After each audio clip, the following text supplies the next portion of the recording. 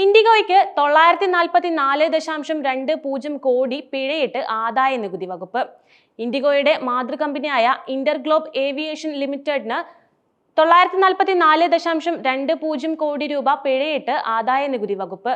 2021-22 സാമ്പത്തിക വർഷത്തെ ഇടപാടിനാണ് പിഴ നൽകിയത്.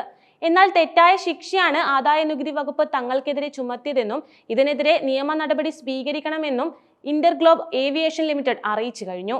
എയർ ലൈസൻസിന്റെ പ്രവർത്തനത്തെ പിഴ ബാധിക്കില്ലെന്ന് ഇൻഡിഗോ അറിയിച്ചു കഴിഞ്ഞു. 2021-22 അസസ്മെന്റ് വർഷത്തെ ഇടപാടിനാണ് 944 കോടി രൂപ ആദായ നികുതി വകുപ്പ് പിഴ ചുമത്തിയത്. ഇതിനെതിരെ ആദായ നികുതി വകുപ്പ് അപ്പീൽ വിഭാഗത്തിന് പരാതി നൽകിയിട്ടുണ്ട്. അവർ പരാതി പരിഗണിക്കുകയാണെന്നും ഇൻഡിഗോ അറിയിച്ചു കഴിഞ്ഞു. ആദായ നികുതി വകുപ്പിന്റെ തീരുമാനം പിഴവുള്ളതാണെന്നും ഇതിനെതിരെ നിയമ നടപടി സ്വീകരിക്കുക മാത്രമാണ് തങ്ങൾക്ക് മുന്നിലുള്ള ഏക പോംവഴിയെന്നും നീതിന്യായ സംവിധാനത്തിൽ പൂർണ്ണ വിശ്വാസമുണ്ടെന്നും കമ്പനി അറിയിച്ചു കഴിഞ്ഞു.